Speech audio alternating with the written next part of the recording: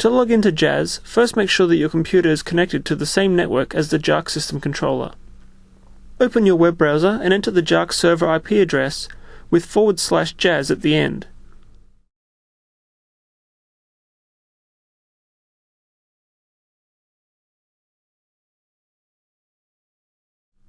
Enter root as the username and Jacques as the password. Please note that the login credentials for Jazz is the same as the IP address, username and password for your system server. If you change any of these credentials, these will need to be applied for access to Jazz. First, let's start by learning how to upload audio files. The audio files that are supported are MP3 and WAV. Click Audio in the main navigation bar. Then click Audio Upload in the left-hand side navigation bar. Click Browse to browse your system for the audio file you desire. Let's say I'm a school administrator and I want to upload a school bell. Let's choose this one. I'll click Open to load the tone. Click Save. While the file is uploading, the Save button will change to Saving and remain grayed out until the file is uploaded. The time a file takes to upload depends on the length of the file. Larger audio files will take longer to upload. Once the file is uploaded, the Upload Audio pop-up box will disappear and the file will show in the Audio Upload list. The Audio Upload list is the complete list of audio files uploaded to the system. Now, let's learn how to create announcements. Announcements must be created prior to creating, building, and assigning schedules. To create a simple announcement, you must again click on Audio in the main navigation bar. Then click on Audio Manager in the left-hand side navigation menu. Click Create Announcement. In the Create Announcement pop-up box, fill in a name for this announcement. The name should be relevant and identifiable. Let's say I'm a school administrator and I want to create an announcement to let people know recess is over. I'll type recess over. Now select the chime to be associated with this announcement. If no chime is required, do not select one. The chime gap between the chime and audio files is set to 1 second by default. If you want to adjust the chime gap, use Create Announcement and select Advanced. Select the audio file to be associated with this announcement. Click Save. To clarify the difference between an announcement and an advanced announcement is that with an advanced announcement you can select a chime as well as the size of the gap between the chimes. You can also set the start and end time of the audio file. Repeat count can also be set, and so can the gap between the repeats. Now, to create an advanced announcement, click on Create Announcement and select Advanced. In the Create Announcement pop-up box, fill in a name for the announcement. Let's just call this Test Advanced Announcement. Select the chime to be associated with this announcement.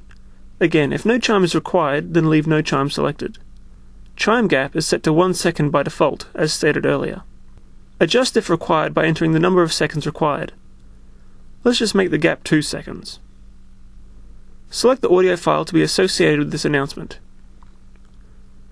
Start time is associated with the audio file and is used to specify a section of the audio file for this announcement.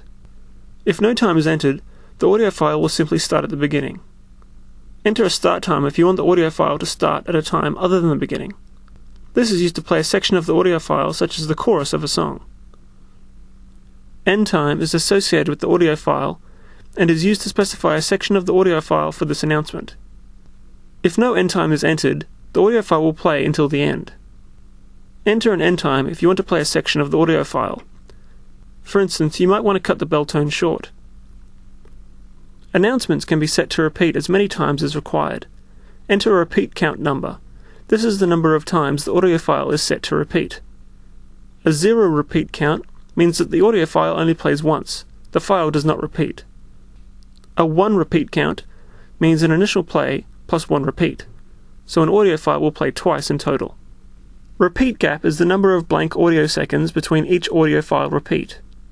Enter repeat gap in seconds. We'll make it 2 seconds. Click Save.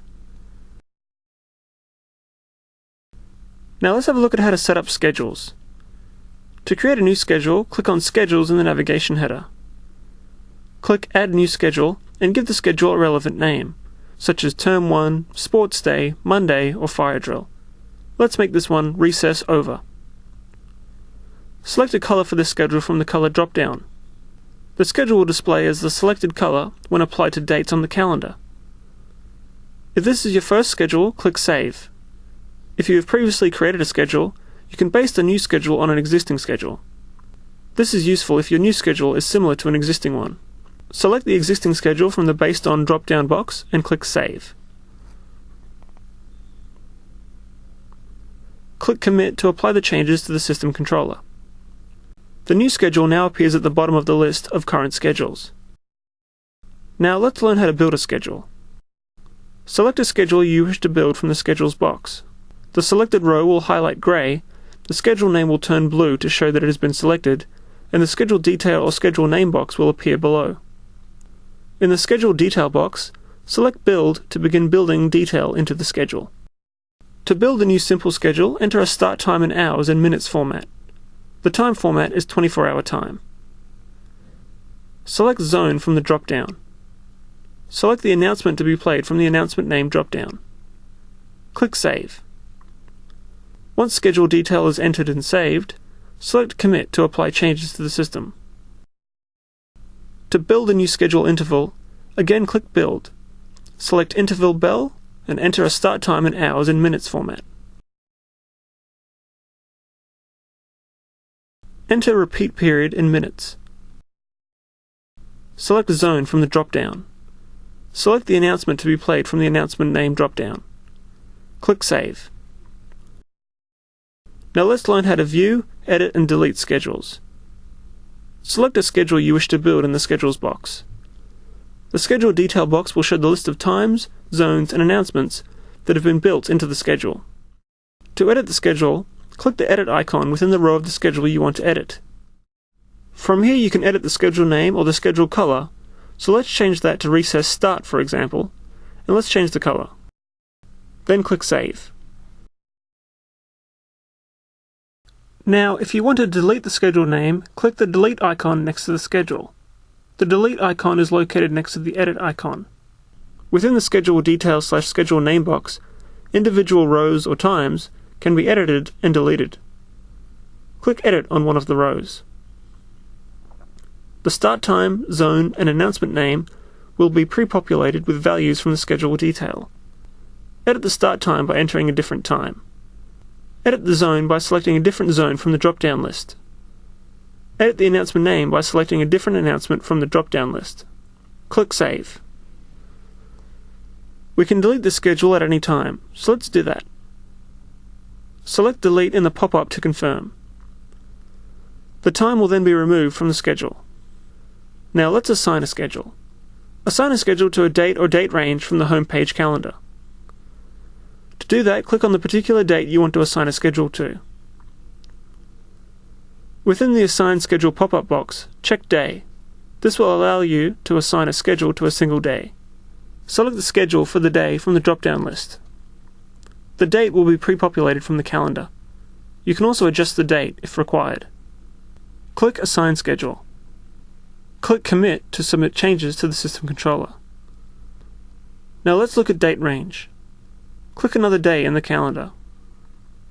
Within the Assign Schedule pop-up box, check Range. This will allow you to assign the schedule to a date range with the option to select any day of the week. Date will be pre-populated from the calendar.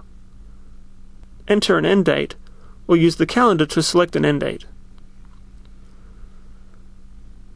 Select the appropriate days or day of the week to assign this schedule. Select the period. Weekly will assign the schedule to all selected days every week. Fortnightly will assign the schedule to the selected days each fortnight from the start date. Let's select Weekly. Click Assign Schedule. Click Commit to submit changes to the system controller. Now let's have a look at how Jazz would be used in everyday situations. The home screen is the main page for daily use of the announcement scheduler featuring Calendar View. The calendar can be presented in month, week, or day view. Change calendar views by clicking month, week, or day. Change month by clicking the two arrow buttons to scroll previous or upcoming months. Now, schedules that have been applied. If a schedule is assigned to a day, it will show the schedule name and schedule color on the calendar. To view detail on the schedule applied to that day, click on the schedule name or schedule color band on that day. This pop-up window will be displayed. To remove a schedule applied to a day, check the Day radio button. Confirm the date is correct or enter the correct date. Date will be pre-populated from the calendar view day. Click Remove Schedule. To remove a schedule range, check the Range radio button. Enter Start Date in Date for the range. Enter End Date for range. Check days within the range for the deletion to occur. Select the period within the range for the deletion to occur. Then click Remove Schedule. This video has provided a comprehensive introduction to the Jacques Announcement Scheduler. To learn how different markets such as schools, shopping malls, and transport networks could use the Jacques system, please watch our other videos. We hope you found this video useful. Thank you for watching.